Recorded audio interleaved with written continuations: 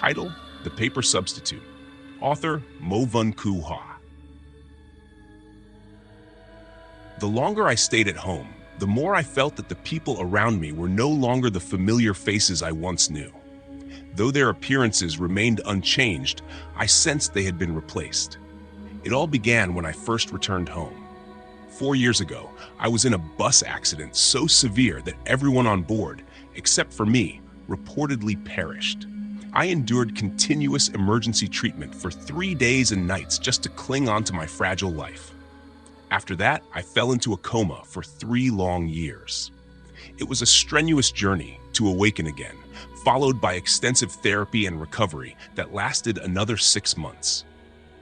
It was only a month ago that I could finally leave the hospital and return home with my parents. Even upon returning home, I remained deeply unsettled.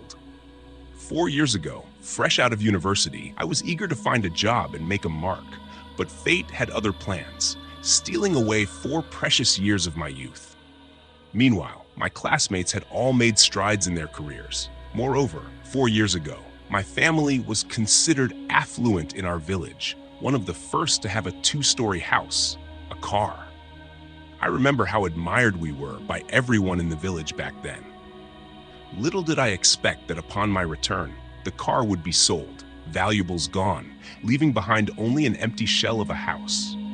True, during my hospitalization, my parents, preoccupied with my condition, neglected everything else, inadvertently losing much of our wealth. Suddenly, our lifestyle plummeted, but it wasn't enough to make me feel completely out of place. What did strike me was the strange metamorphosis of my family members. For instance, they developed an inexplicable fear of the cold. Early spring arrived. My house faces south, yet I feel a bit warm even in single-layered sleepwear. My parents wear layers of clothes for warmth, sometimes even more than necessary, contrasting sharply with my simple attire. Moreover, they've developed a fear of sunlight, a trait I only noticed half a year ago upon awakening from my coma. At that time, I was no longer in the hospital, but at a private rehabilitation center with my parents. Every morning when I woke up wanting to breathe some fresh air, as soon as I tried to open the curtains, they urgently tried to stop me. However, they didn't completely prevent sunlight from entering the room. Instead, they would draw a thin curtain to allow sunlight to only filter into specific spots. Even now, upon returning home, it's the same. Whenever there's sunny weather and sunlight streams in, they vigilantly watch me, not allowing me to pull the curtains open. Only on cloudy days do I have the opportunity to step outside. Rainy days make it impossible. Since childhood, I've enjoyed all sorts of supernatural tales. Regarding their peculiar behavior, I couldn't help but entertain wild thoughts, involuntarily associating it with vampire folklore, even ghostly spirits. Despite being in a coma for 3 years, I have no idea what happened to them during that time. Initially, these were just my bizarre speculations. It wasn't until I spent some time at home that I noticed everyone in the village seemed off. Our village has a tradition of making paper substitutes. This custom dates back to ancient times, reportedly starting from the Tang dynasty and continuing to this day. Initially known as the Trine family village, it had a large-scale paper-making industry. Each family produced a corresponding number of paper substitutes to honor their deceased within the village. Whenever a new life was born, a new paper substitute was made according to gender, with the birth date and month marked on its back. Upon someone's passing, their own paper substitute represented them in burial rites. Over time, as people moved away and legal changes occurred, focusing on large family lineages, the village was renamed Trung Lac Village. Despite the surname changes, families still adhered to the tradition of honoring their deceased with paper substitutes. Only the Trine family continued to maintain this tradition within their homes, while others relocated this practice to small rooms adjacent to their houses.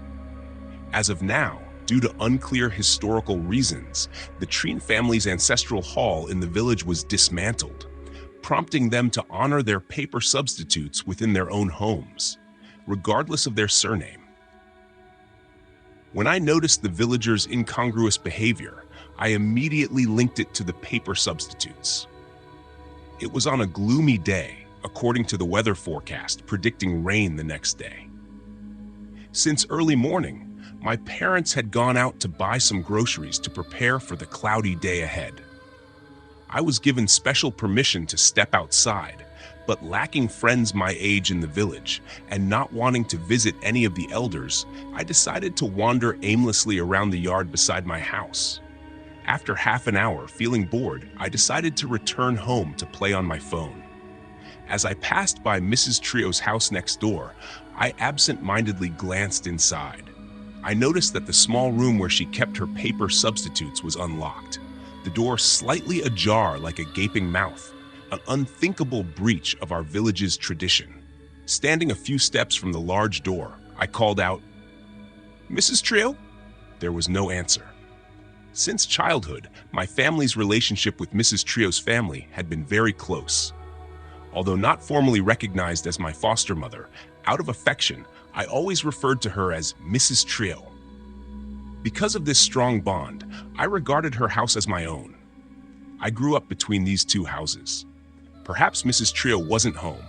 With my hand on the small opening next to the door latch, I gently pushed and the door swung open. There was no left lock. It seemed Mrs. Trio only kept it for convenience. I moved toward the adjacent small room, intending to close the door when something within the dimly lit room caught my attention. It was a peculiar light, reminiscent of a supernatural glow, somewhat yellowish, somewhat reddish, and even a hint of blue, unlike any lamp or fire, resembling fireflies seen in animated movies, delicate and unreal. Such lights were unheard of in our village. Spellbound, I grasped the door handle, and the dim light inside flickered, as if taunting me, as if urging me to step inside. I hesitated, convinced there was some supernatural trap, yet I felt compelled to push open the door and enter. The small room indeed resembled a large furnace, uncomfortably hot. Barely 3 seconds after entering, my skin felt as if it were melting together. It was incredibly dark inside, and I strained my eyes to find the strange light I had seen moments ago. But darkness engulfed everything.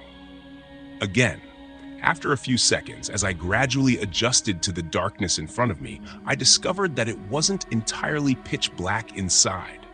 There was a thick layer of dust accumulating on the floor, clearly marking my footprints as I entered, the dust lifting with each step and settling around me in a thin layer. Above the opposite wall where the entrance door was, there was an altar. On both sides, there were 2 candles, but only the candle on the left was lit, casting the faint orange light that I had seen earlier. However, now looking at the pale orange light of the candle, it appeared entirely normal, devoid of the eerie feeling I had felt earlier. The altar itself was also covered in a thick layer of dust, indicating it hadn't been cleaned in a long time. Apart from the items on the altar, there were no other objects in the room. As I was about to step back outside, I noticed, wait, wasn't this supposed to be the small room used for the paper substitutes? Where were the paper substitutes and the offerings? Briefly suspicious, I was suddenly overwhelmed by a great sadness. Mrs. Trio still lived alone. When I was hospitalized, she was nearly 50 years old, with no children and no close friends. Her house had always been a single-person household, and she only made offerings to one paper substitute. But now, the paper substitute was nowhere to be found. Could it be? Recalling events since I returned home, relatives from the village had visited me incessantly, but Mrs. Trio hadn't come yet. If she had passed away while I was hospitalized, maybe my parents decided to hide it from me to spare me grief. Could it be possible? The more I thought about it, the more certain I felt that Mrs. Trio had indeed passed away. Thinking of all the warm memories I had with her since childhood, I couldn't hold back anymore. I squatted down on the ground, hugged my knees, and cried out loud, Just as I had started crying out loud, someone suddenly patted my shoulder. I turned around and almost collided with that pale, expressionless face staring back at me. The face had no color, disheveled hair, and showed no change in expression as it looked at me. The figure of this person was truly terrifying, and I was stunned, unable to react for a while. The person paid no attention to me and immediately walked over to the candle, blowing it out in one breath. The surroundings suddenly plunged into darkness. In the small, stuffy, and empty room, I suddenly felt a cool, refreshing sensation all over me, because when I reacted, I realized who the person was. Mrs. Trio. Mrs. Trio? After blowing out the candle, Mrs. Trio pushed me out of the small room and locked the door securely. My tears still wet on my face, I was momentarily dazed. This person was indeed Mrs. Trio, but her mental state seemed to have aged her by 30 years. Although her skin showed no signs of aging, there was clearly a peculiar wrinkle, as if it had been soaked in water and then placed in a very hot place to dry. After locking the door, she turned around and saw me still standing there in a daze. She looked at me with eyes full of bloodshot veins and coldly said, "Children should not play with fire." Although her appearance was frightening, she was still the elder I had always been close to since childhood. Moreover, I had thought she had passed away, so after the shock wore off, my tears started flowing again. I quickly hugged her. "Mrs. Trio, I'm back now. Why didn't you come to see me?" I still acted like before with her. Mrs. Trio slowly raised her arm, gently freeing herself from my embrace, then firmly pushed me away. "It's good that you're back, but why are you running around with no reason?" she said sternly. She no longer treated me with the tenderness she once had. Instead, she was fierce with me. What was wrong with her today?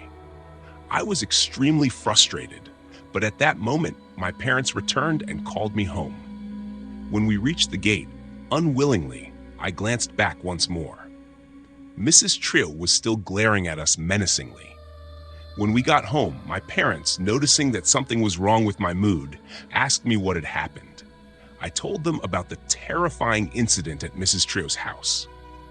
After listening, they laughed heartily and led me into the small room where the paper substitutes were kept in our house.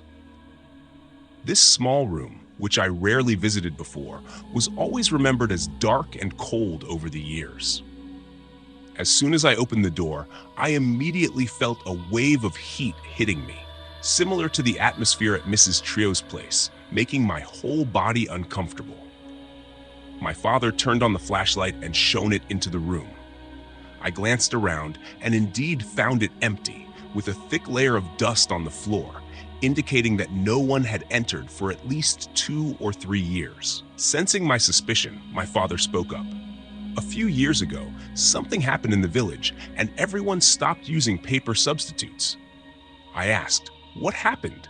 Didn't the tradition of thousands of years keep going?"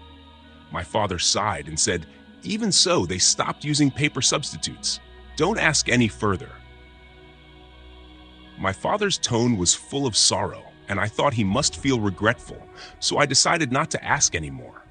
But just as he closed the door, I suddenly noticed something in the corner near the door, brightly colored and standing out in the small room. Blocking the door from closing completely, I turned and looked into the room, immediately recognizing it as a paper substitute wearing a light blue robe and pale pink trousers with 2 braids tied up. If I remembered correctly, I grabbed the flashlight from my father's hand, lifted the paper substitute, and looked behind it at its birth date and month. It was indeed my own birthday. Walking out of the small room, I glanced suspiciously at my father.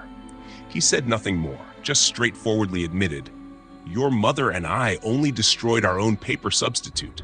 As for you, I think you should wait until you come home to burn yours yourself." A chill ran down my spine. In the village, paper substitutes were only destroyed after the person had passed away. Could they have? I stared fixedly at them. Were they really still themselves? I decided I had to find an opportunity to see the paper substitutes of other families. Before I could even look at the paper substitutes of other families, visitors came to my house. Her name was Trunlin, the same age as me. Our houses were not far apart, and from childhood to high school, we were always classmates. After going to different universities, we lived in different cities, only able to meet on holidays. Our friendship remained strong. I heard that she is currently a business director in a big city, and upon hearing that I had been discharged from the hospital and returned home, she intentionally took leave to come and visit me. Seeing her, I was genuinely happy. First, I took all the snacks that my parents had prepared for me to entertain her. Trunlin also brought me a lot of snacks, all of which were things I liked to eat, like sour candies, French fries, spicy sticks. When she entered the room, she shivered and hugged her arms, raising her head to find the air conditioner. "It's not even summer yet. Why is your house so cold?" she exclaimed in surprise as she glanced at me, still dressed lightly. "Aren't you cold?" I suddenly became annoyed. "It's so cold inside. Isn't this temperature abnormal?" She didn't continue to fuss about this topic, instead grabbing my hand and evaluating, laughing so hard her mouth cracked open. "Wow, Hyunya, you've been lying in bed for 3 or 4 years, and you're still not gaining weight at all. And your skin is so clear, just like when you graduated from college. Unlike me, who has to weather every day, it seems like I've aged 10 more years." I looked at her smooth, fair skin, not believing the exaggeration in her words. I was very curious about her work, so I urged her to sit down and quickly tell me about it. As she passionately talked about her work, Trunlin's lively spirit made me admire her even more. As she was speaking, I opened a pack of French fries that Trunling had brought, a flavor I used to love the most. Taking a piece of French fry and putting it in my mouth, I almost couldn't help but spit it out. It not only had no flavor, but also tasted very strange, almost like eating paper. Trunlin was still enthusiastically narrating, and reluctantly, I swallowed the piece of French fry. I stared at the production date on the packaging, the writing on it unclear, and there were some suspicious black marks on the packaging. Trunlin used to be like this before, liking to buy expired or nearly expired snacks, sometimes even buying imitation snacks from big brands because they were cheaper. I never thought that now, despite making quite a bit of money from trading, she still did the same.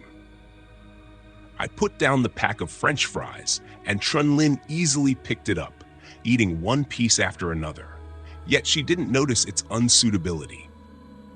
The conversation lasted for a few hours, and Trunlin had to go home for dinner. I escorted her back to her house. Just as I was about to turn back, I suddenly felt a severe pain in my stomach, so intense that I immediately collapsed to the ground. My parents were not at home either. What should I do now? At that moment, I felt someone standing beside me. I reluctantly opened my eyes to look. It was Mrs. Trio. She remained expressionless, her face unchanged as she stared at me intently. Seeing me still clutching my stomach while sitting on the ground, she squatted down beside me and asked in a tone as sharp as a splitting wood, "Did you eat something that someone else brought?" I could barely muster a breath, so I reluctantly nodded. Mrs. Trio sighed deeply, then suddenly grabbed my wrist and forcefully pulled me up. I was startled, but the intense stomach pain left me powerless to resist. A few seconds later, my consciousness began to fade. When I woke up again, I found myself lying on my own bed. Besides my parents, there was a stranger standing next to my bed. Though I had regained consciousness, my eyes felt heavy and I couldn't open them properly. My body was completely immobilized, and I could only hear sounds around me. The unfamiliar voice belonged to a man. It sounded strangely familiar, but at that moment, I couldn't place it. "1,000 times you must be careful. Never eat unclean food," the man said. "The food we prepared for him was all according to your instructions. Yesterday, a friend came to visit, and perhaps that's why this happened, my mother replied. He didn't eat much. Don't worry, everything will be fine, the man reassured. I felt my arm being lifted and examined by the man, who gently touched it a few times before letting go. There's a slight injury to the skin here. Have the temperatures not been well controlled recently? He asked. My parents vehemently denied it. The man approached my face, using his hands to massage my scalp and breathing warm breath against my forehead. Let's trim the hair here a little, he suggested. He noticed my reaction. Are you awake? He asked. I wanted to speak, but all I could manage was a heavy sigh, unable to articulate words. The man gently held my neck and softly said, "Feeling sleepy, aren't you? It's okay. Just go to sleep."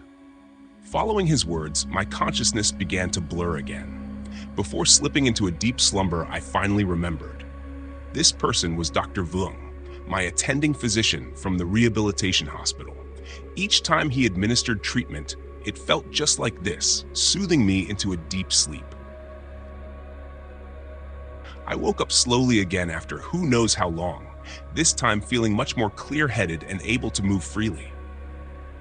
Sitting up in bed, I watched Dr. Vuong packing up his belongings. He only had an old-style suitcase and was rearranging some items that looked like a wig. I touched my head. Wasn't he an orthopedic surgeon? Why would he have this kind of stuff with him? The white blouse he had taken off was now neatly folded inside the trunk. I looked at the blouse and its sleeves, which were stained with vibrant colors, mostly light pink, yellow, and some black and white. Honestly, that blouse didn't look like a doctor's coat at all. It resembled more the apron of an art student. Seeing that I had woken up, Dr. Vuong smiled and nodded at me without saying anything. After scheduling the next appointment with my parents for a checkup, he promptly left. Just as he exited, something fell out from the coat pocket, but he didn't notice. I quickly moved forward to pick it up. It was an invitation card. On the front, it read, "Anniversary Celebration of Trung Kine Wax Museum by." The first 3 characters were smeared as if by blue wax. I absent-mindedly opened it and saw the words on the inside, "Master Vuong Thu Y," but I didn't know who that was. I hurriedly returned the invitation card to Dr. Vuong. He glanced at me strangely, nodded in thanks, and left. After he left, I kept mulling over what had happened before I fell unconscious. I recounted to my parents how Mrs. Trio had grabbed me until I fainted. My mother, upon hearing this, burst into uncontrollable laughter, unable to contain herself. I was completely bewildered by my mother's reaction. After she finally managed to stop laughing, she explained my suspicion. "Dear, your stomachache must have messed with your head. Clearly, you must have eaten something unclean that caused gastritis. When Mrs. Trio saw you fainting in front of our house, she quickly brought you inside and called us. Why would you take revenge on someone like that? Ha ha ha!" Thinking back to Mrs. Trio's abnormal demeanor last time, and how she, along with my parents and everyone in the village, always seemed to disappear without a trace, I couldn't help but conclude that they were somehow similar to each other. I quickly suppressed any further thoughts and kept quiet. The curiosity about what secrets lay behind those paper walls lingered in my mind, undiminished. One cloudy day, my parents went out shopping as usual, leaving me at home. Although I had their special permission, I was accustomed to staying indoors and had no desire to leave the house. However, half an hour after my parents left, there was persistent knocking on the door. It was our neighbor from behind our house, Mrs. Leenock, who was a few years older than me and had 2 young children. I opened the door and saw her holding a toddler, barely a year and a half old, the urgency evident on her face. "Hyonya, my child is sick and I have to take her to the clinic up in town to see the doctor. There's no adult at home right now, only my little brother who's just over 4 years old. Could you come over and watch him for a while? I've already called my cousin. She'll come over right away to take care of my sister," Mrs. Leenock explained hurriedly. When you said Bae Em Nyaw, she referred to her daughter as the youngest, but the child she was holding was Bae Oot. So shouldn't the child in the house be called Chi? She must have been in a hurry and misspoke. But that wasn't the point. Mrs. Lee Ngoc and I weren't exactly close, and I didn't particularly enjoy being around young children. The thought of having to entertain a 4-year-old girl immediately gave me a headache. Just as I was about to politely decline, I suddenly reconsidered. Wasn't this an opportunity? I could see if the paper figures from her family were still around. With that thought, I agreed to help her. I got up, changed my shoes, and left the house. Mrs. Lee Ngoc handed me the keys and quickly departed. Once she was out of sight, I immediately entered her house. The front door was unlocked. I pushed it open and headed straight for the small room where the paper figures were kept. Mrs. Lee Ngoc handed me a string of keys. I observed the old-fashioned layout of the small room and directly chose a copper-colored key. As expected, I tried it on the door, and it opened right away. I unlocked and pushed the door of the room, but it didn't budge. I pushed a few more times with force, and finally, the wooden door creaked open with a dusty sound. The musty smell immediately assaulted my nostrils, making me recoil. After swatting away the unpleasant odor with my hand, I pushed the door open again, this time with more force, and it swung wide. Inside was arranged much like Mrs. Trio's house, with an altar table facing the entrance. I walked over and inspected closely, but indeed, there was nothing on the altar table and no paper figures in the room. Although this was within my expectations, after confirming it firsthand, I didn't know what to do next. I stood there momentarily, frozen in place. Suddenly, there was a movement behind me. The door softly emitted a sound. Ket! I startled, looking back to see a small figure silhouetted against the light, standing at the door. I remained still, unable to discern its expression clearly, but I could sense it staring intently at me. We stared at each other without saying a word. After a few seconds, the child spoke first, her tone not very friendly, asking me, "Who are you? What are you doing in my house?" Feeling a bit embarrassed but quickly smiling, I replied after leaving the small room and squatting down beside her. "Your mom asked me to come play with you. My name is Hyona." After hearing my words, the child still looked wary. "My mom? You're lying. I've never met you," she said. First, I stood up and securely locked the door to the small room. While thinking about how to handle the situation so that the child wouldn't be so suspicious anymore, before I could do anything, the child suddenly took an interest in the pouch on my person. "What is this, sis? It smells so good," the child exclaimed, pressing close to my side and taking a few sniffs. "It smells just like the mosquito repellent scent Mom puts by my bed in the summer." Since my discharge from the hospital, I always kept this sachet with me, although I didn't know what was inside. Seeing how excited the child was, I took the sachet off and shook it in front of her. "Come on inside, and I'll give it to you to play with," I offered. The child's eyes remained fixed on the sachet. She quickly forgot her wariness of a stranger like me, grabbed my hand, and pulled me into the house. True to my promise, I handed her the sachet. She held it in her hands, wide-eyed, and exclaimed, "Wow, it's so cool! It feels like ice cream!" I chuckled, knowing it was just an ordinary silk sachet, slightly cool to the touch, but nothing like ice cream. Thanks to this sachet, we quickly bonded and started playing together. The child shared many stories about her time at daycare. After we grew closer, she suddenly brought up the earlier incident, asking, "Hey, sis, what were you looking for in the small room?" Feeling a bit embarrassed and thinking she had probably forgotten about it by now, I was about to fabricate an excuse when the child jumped off her seat and claimed she already knew what I was looking for. In a flash, she returned, holding a metal cookie tin in her hand. I figured this must be her treasure, as I had a similar tin in the past that held all sorts of strange toys. I curiously glanced over. The child took out an item and placed it next to me, eagerly asking, "Sis, look at this. Isn't it adorable? Does it look like me?" It was a paper figure about 20 centimeters tall, dressed in a yellow top and purple pants, with 2 ponytails tied up. It was a little girl. Before I could say anything, the child picked up the paper figure and pointed to the birth date written on it. I don't know what these words mean, but my mom said these represent that this doll is me. Heh. Trying to suppress my fear, I suddenly thought that perhaps this child knew more than she let on, and maybe I could glean some information from her. So I feigned a tone of disdain and said, "What's so surprising about this? I have one too, and mine is even bigger and prettier than yours." True to form, the child's face showed no signs of backing down. "Clearly, just now, you were looking for it, weren't you? This thing has always been kept in the small room," she retorted. I pressed further, "Then why isn't it kept there anymore? Where are your mom's paper figures and your sister now?" The child lifted her head with a look full of suspicion. "My sister?" She quickly corrected herself. "Who are you talking about, sis?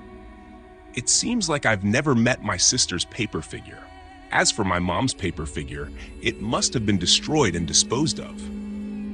My heart skipped a beat. Seeing my unusual reaction, the child suddenly grinned oddly and said, "Hey sis, you're not from this village, right? Let me tell you a secret. Only people from this village know." I forced a laugh and replied, "That's right, I'm not from this village.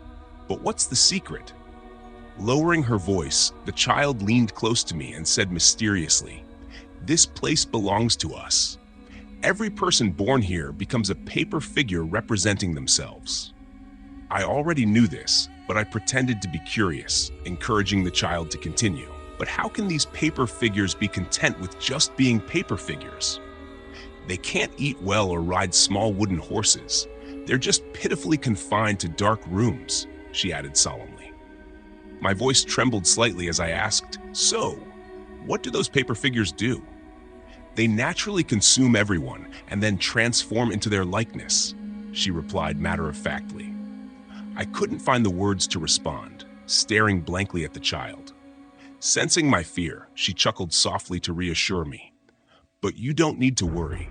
My paper figure is still here, representing me in its original form. What you should worry about are those who can't find their paper figures." After leaving Miss Langok's house, my parents still hadn't returned, and I heard that Chunlin was still around, so I went to find him. He was the only one at home when I arrived, looking startled as if he had lost his spirit, quickly pulling me inside to sit down. She asked me what was wrong, and I didn't know how to explain it. I even regretted coming to see her, fearing she might have also been affected by the paper figures.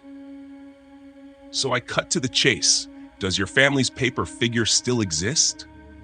Chunlin didn't expect me to ask this question, hesitating for a moment before replying, "It's gone. They've all been burned." I hadn't expected her to be so direct about it. On the contrary, I didn't know what to say next. She seemed to recall something very distressing, her expression becoming deeply sympathetic. Without waiting for me to ask, she got up and took a book from the nearby shelf, turning around to show me a piece of paper from within its pages.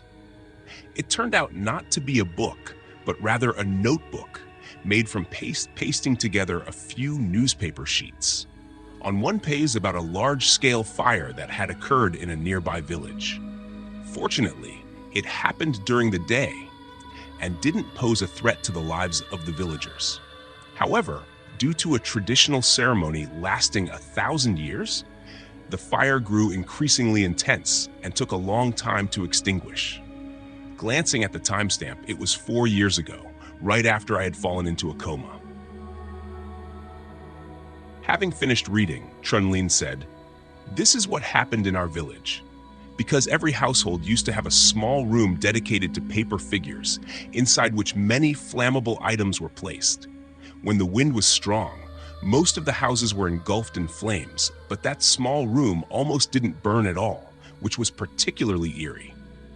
I speculated. So after that, Our village stopped dedicating paper figures? Trunlin nodded, then asked me, "Why are you suddenly asking about this? You look quite pale today." I hesitated for a moment, but eventually recounted the terrifying story about the paper figure impersonation that Ms. Langok's daughter had told me. Trunlin chuckled after hearing it. "Didn't you used to enjoy hearing folk horror stories the most? The story the child told is about what happened after that big fire, and our village added many ancient tales to it, even posting them in the newspapers. In reality, it was to commend us for eliminating those ancient feudal customs." I shook my head. What truly scares me isn't that. It's that when I heard the child's story, it reminded me of another incident. Trunlin also caught my emotional contagion, his eyes widening as he waited for me to continue. I remember vividly, 2 months before my unfortunate encounter, Miss Lingok's belly was about 2 or 3 months away from delivery. Her elder daughter was already over 3 or 4 years old at the time. But today, when I saw Miss Langok's daughter, she still looked like she was 3 or 4 years old. As for Miss Langok's younger daughter, she still looked like a baby of about 3 or 4 months old, not much different from 5 years ago when the fire occurred. If the transformation of adults isn't very noticeable, what about children? A child who should have grown 4 years older, but hasn't grown up at all. Trunlin's eyes grew increasingly wide as he stared at me. Clearly, there was something amiss with the people in this village. Certainly, because Trunlin had worked outside for many years, he had failed to notice this strange aspect. I continued to speak resolutely, laying out all the discoveries I had made. For instance, I had observed that everyone in the village was very afraid of fire and rain, whereas only the paper figures would have such fears. Just now, Trunlin had mentioned that a serious fire had occurred in the village, but the exterior of the rooms showed no signs of having been burned at all. It was entirely possible that the fire disaster had never actually happened. It was all due to the paper figures replacing real people to deceive others. The more I spoke, the more I felt my speculations were correct. I began to think about how Trunlin and I could escape together. Unexpectedly, Trunlin stared at me for a long time, then suddenly said, "Hyonya, although you've been in a coma for 3 or 4 years, your imagination hasn't diminished at all. Anyway, since your current physical condition doesn't allow you to go out to work, why not stay at home and write a novel? You could write one called, 'Everyone in My Village Has Been Replaced by Paper Figures.'" I was momentarily annoyed. "Do you really listen to anything I say?" Compared to before, Trunlin appeared even more puzzled, bursting into loud laughter. I sighed, too tired to argue with him, waiting for him to finish laughing before he explained to me. Come on, if children don't grow even a little bit in 4 years, even if they transform into some kind of demon, they still have to follow the normal human growth rate to successfully disguise themselves. Ha ha ha. What I'm saying is, the elder daughter of Miss Langok, who you were impressed by, is actually 8 years old this year and has been in primary school for a long time. The child you saw, who appears to be 3 or 4 years old, is actually the one Miss Lingok was pregnant with several years ago. As for the little one she's carrying, she's probably Miss Li Bin's child, who is Miss Lingok's sister. Do you know her? He said that, and I recalled a bit. The time Miss Lingok asked me to watch over her child and specifically referred to the 4-year-old as little sister within their home.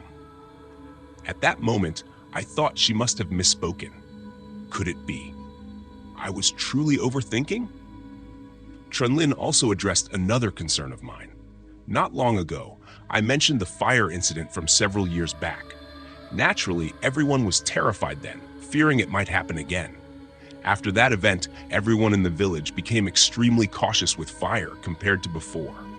As for the fear of water, that I really don't know. Could it be that you're just overly suspicious? He glanced at me and continued, "Regarding your failure to find traces of that fire incident, that's expected. It's been 4 years. How could there still be any traces?" After hearing him, I fell into deep thought again. Could it be that everything was just my overactive imagination? Even if they were hallucinations, how could the abnormal behaviors of the parents be explained? Why did they only go out when the sky was overcast? And what about Mrs. Trio? She seemed to have transformed into a different person altogether. I still wanted to be cautious in talking to Chun-Lin, but suddenly I thought, what if what I was thinking was true? What if everyone in this village had been replaced by paper figures? Then, was Chun-Lin in front of me still the Chun-Lin I once knew? By nightfall, after my parents had returned, I intentionally mentioned having some old letters that needed to be destroyed just to see their reaction. Indeed, as soon as they heard the word burn, their expressions immediately changed. "No need to burn it. Just tear it up and throw it away. That'll do," they said. And then they tried to cover up their true intentions by discreetly hiding the only lighter in the house. I said nothing, just quietly observed where they hid the lighter. By night, after they had fallen into a deep sleep, I quietly got up and found it. I tiptoed to my parents' bedside, the moonlight filtering through the thin curtains, casting a pale glow over their forms. Thinking back to when I woke up in the hospital, my parents' initial surprise didn't seem feigned. They continued to stay with me every day, carefully caring for me. In those early days, I felt a bit embarrassed, but it gradually became a habit. Even now that I'm home, I've never bathed myself. My mother still helps me with personal hygiene. Holding the lighter in my hand, I still couldn't muster the courage to press it down. Even if they were indeed taken over by paper figures, like real parents, they always showed love for me. Besides, at the time of the fire 4 years ago, when I was in a coma in the hospital, if they really wanted to harm me, they could have just stopped treating me. There was no need to do that to me now. Finally, I quietly left their room with the lighter. If I wanted to verify my thoughts, there was still one more person who might be suitable. The next day, luck was on my side, and the sky was overcast. I pretended to want to leave the house for a stroll, taking the lighter with me to Mrs. Trio's house. Looking around for a moment, there was no one passing by. I gently pushed the unlocked door, entered the backyard, and called out, "Mrs. Trio, are you home?" I was very nervous, and my voice trembled a bit, so I quickly cleared my throat twice to cover it up. Mrs. Trio didn't respond verbally, but she quickly opened the door. She stood there unchanged, looking at me. I had come this far. I couldn't turn back now. Gathering my courage, I took 2 steps forward. "Mrs. Trio, my parents have gone out. I didn't bring my keys, and I'm really thirsty. Could I come in and have a drink of water, please?" If I had been less polite before, I wouldn't have conversed in such a manner with her. I would have simply walked into her house and grabbed a glass of water to drink. Mrs. Trio glanced briefly towards my house, and I silently thought that my real parents would never appear where she could see. Fortunately, Mrs. Trio only glanced casually and then tilted her body to let me enter. If she was indeed the paper figure, she would definitely be afraid of water. She quickly prepared a glass of hot water, but instead of handing it directly to me, she used 2 large teacups to pour it back and forth several times until the temperature was just right before carefully handing it over, indicating I should drink it. However, as I reached out to take it, I hesitated. Though her demeanor was still cool, she prepared the hot water with care, just like she used to. Could it be that I had overthought everything? Perhaps she had been through something unpleasant in recent years, leading to her current reserved and somber demeanor. Reflecting on this, I still approached her. Having reached this point, I could no longer afford to think too much. Moreover, if Mrs. Trio didn't actually have any issues, even if she got splashed with water, she wouldn't be harmed. And besides, the water had already cooled down. So, With renewed certainty, I pretended my footing was unsteady and accidentally spilled the glass of water on Mrs. Trio. Naturally, she didn't react in time, so the glass hit her squarely, splashing water all over her face with a strangely eerie expression, speechless. She seemed frightened and bewildered. Seeing her in such a state, I felt extremely guilty. Perhaps Tran Lin was right and I had become overly suspicious. Furthermore, Mrs. Trio, who wasn't the paper figure, made me feel relieved. Quickly, I used a towel to help her wipe off the water on her, but she seemed too upset to notice the water still on herself.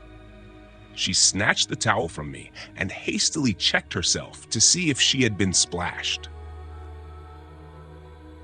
My guilt deepened as I was about to explain, but Mrs. Trio suddenly noticed the lighter in my hand. She trembled visibly, struggling to speak through gritted teeth. "What are you doing with that?" I couldn't help but suspect that Mrs. Trio was genuinely terrified of this lighter. Even if she had experienced fear before, did it justify such a strong reaction? So, deliberately, I struck the lighter, raising its faint flame up in front of her, asking, "Mrs. Trio, what's the matter with this lighter?" My action made Mrs. Trio tremble even more intensely. She repeatedly tried to reach out and take the lighter from my hand, but hesitated each time, only able to stare fixedly at the flame. Meanwhile, I closely observed her reactions, my finger still pressing the forgotten lighter. After what felt like an eternity, a strange sensation suddenly spread through my index finger. I quickly released the lighter, looking at it, witnessing something inexplicable. My finger, it was melting. Mrs. Trio, seeing me stunned, abruptly snatched the lighter from me, reacting as if she had been burned, hastily tossing it aside.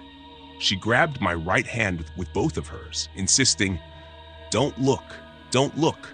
It's an illusion. Your eyes are playing tricks." Her frantic words only confirmed that she could see my finger slowly melting away. I struggled to pull my hand back, and upon closer inspection, my index finger had completely melted, and my middle finger was halfway melted, about to dissolve entirely. What on earth had just happened? Mrs. Trio still didn't want me to witness the fingers that were on the brink of melting. She sat on the ground, holding her face and crying loudly. In that moment, a flood of intense and bizarre memories surged through my mind. My mother always wore many layers of clothing at home, not because she was afraid of the cold, but because the indoor temperature was always very high, because I was sensitive to heat. Until now, my food has always been specially prepared. That time after eating the food Trunlin brought, my stomach hurt, because that food was something I couldn't eat. I couldn't bathe like other people, so my mother had to persistently help me wipe my body. Dr. Vuong, who always treated me, dropped a wax museum invitation card from his pocket that time, and there were vivid wax stains on his coat. Inside his bag were all sorts of strange tools. All of this proved that he wasn't fundamentally a doctor, but rather a wax sculptor. Cannot be exposed to sunlight, cannot encounter rain, cannot get close to fire. These are not my mother's prohibitions, but mine. It turns out that the people in the village are not fundamentally paper people. The one with the problem is me. Am I a wax figure? My eye socket suddenly ached, tears welled up, whether out of pity or fear. Quickly, I grasped a ray of hope. I would cry. This would prove I'm not a wax figure. I tried to wipe away my tears with my hand, but my heart sank instead. What fell was not fundamentally my tears, but transparent dripping wax, carrying a hint of white carved, quickly solidifying right on the tip of my finger. My tears couldn't be held back, gradually pooling on my face. Finally, my two eyes were filled with dripping wax.